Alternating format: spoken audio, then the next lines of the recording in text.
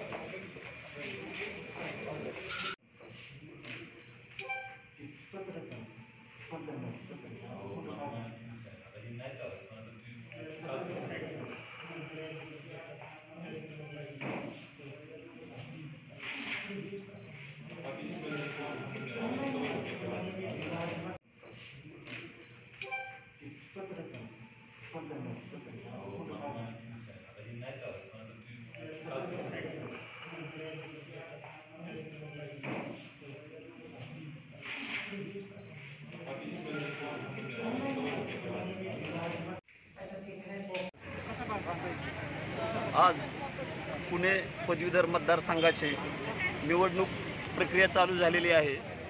सकाळी 6:30 वाजताच आमचे सगळे पुलिंग बूथवर प्रत्येकी 2-2 एजंट सगळे येऊन थांबलेले होते।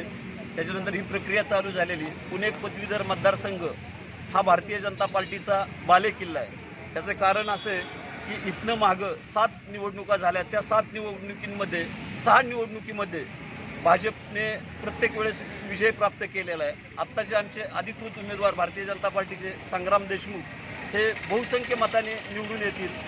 विरोधकांचं डिपॉझिट जप्त होईल एवढं प्रॉपरली आणि मायक्रो लेवलवर आमच्या बारामतीत काम केलेलं आहे। बारामतीत शहरमध्ये 3534 मतदान आहे।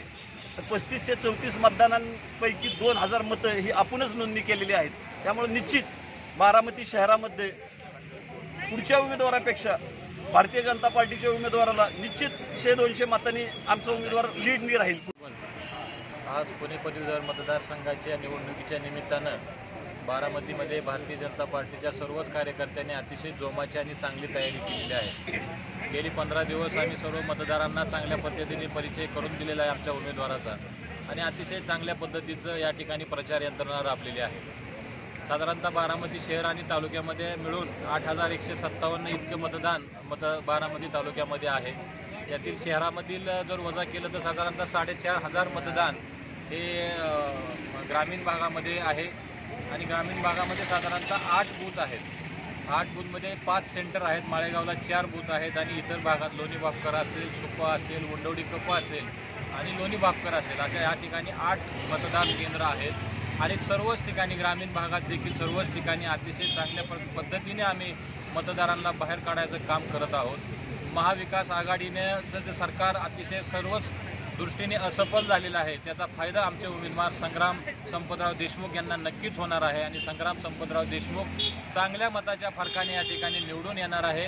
महाविकास आघाडीने ही निवडणूक सोडून दिल्यासारखी या ठिकाणी वातावरण चांगलं आहे, हवाही स्वच्छ आहे, प्रदूषण लॉकडाऊनमुळे खूप कमी झालेलं आहे। त्याच्यामुळे महाविकास आघाडीच्या ह्या सगळ्या परिस्थितीमध्ये आणि त्यांची सत्ता आल्यापासून वातावरण चांगलं दिसतंय राज्यात।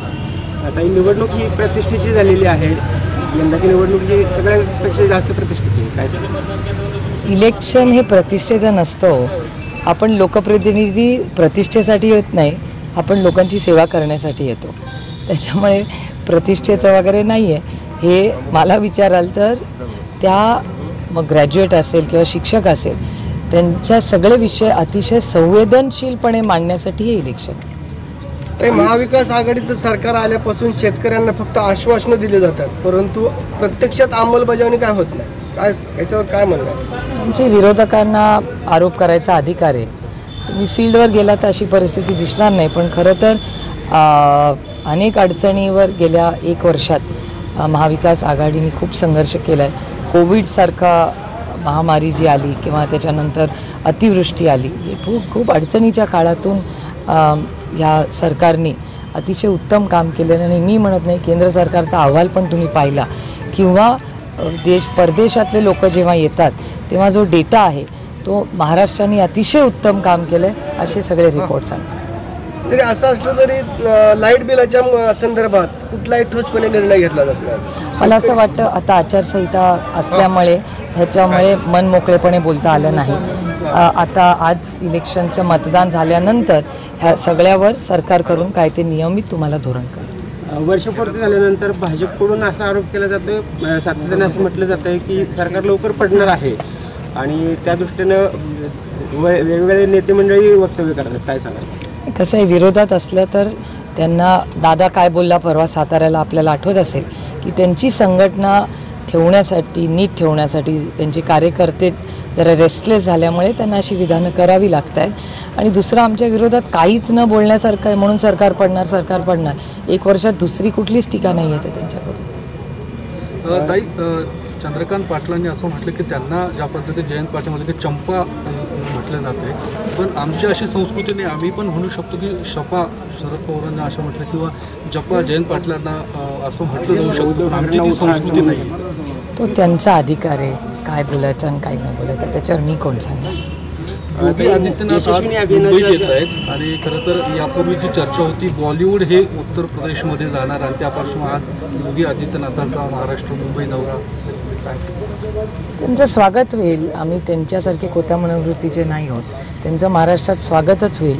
आणि त्यांनी किती प्रयत्न केले तरी बॉलिवूड आणि मुंबई हे दुधात असलेली साखर विरघळले तसं नातं आहे. त्याच्यामुळे मला काय फार त्याची चिंता नाही आहे, कारण बॉलिवूडचं आणि मुंबईचं एक वेगळं प्रेमाचं नातं आहे. त्याच्यामुळे मला काय फारशी चिंता वाटत नाही. पण केंद्र सरकारमध्ये सातत्याने मुंबईचं महत्त्व करण्याचा एक कट हे सातत्याने केंद्र सरकार करत असतं.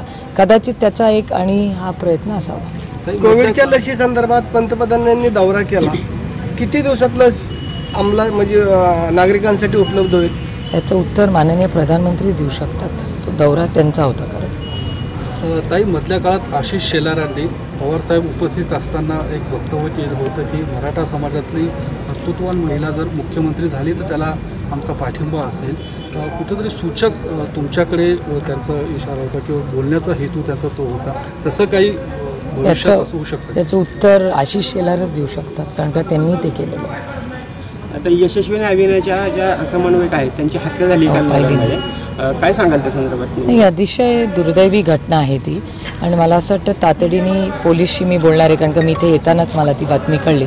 मी पोलिसांकडून माहिती काढून त्याचा तातडीने आहे कसं झालं याबद्दल पोलिसांनी माहिती काढली पाहिजे आणि ज्यांनी कोणी ही क्रूर गोष्ट केली आहे त्याला शिक्षा झालीच पाहिजे.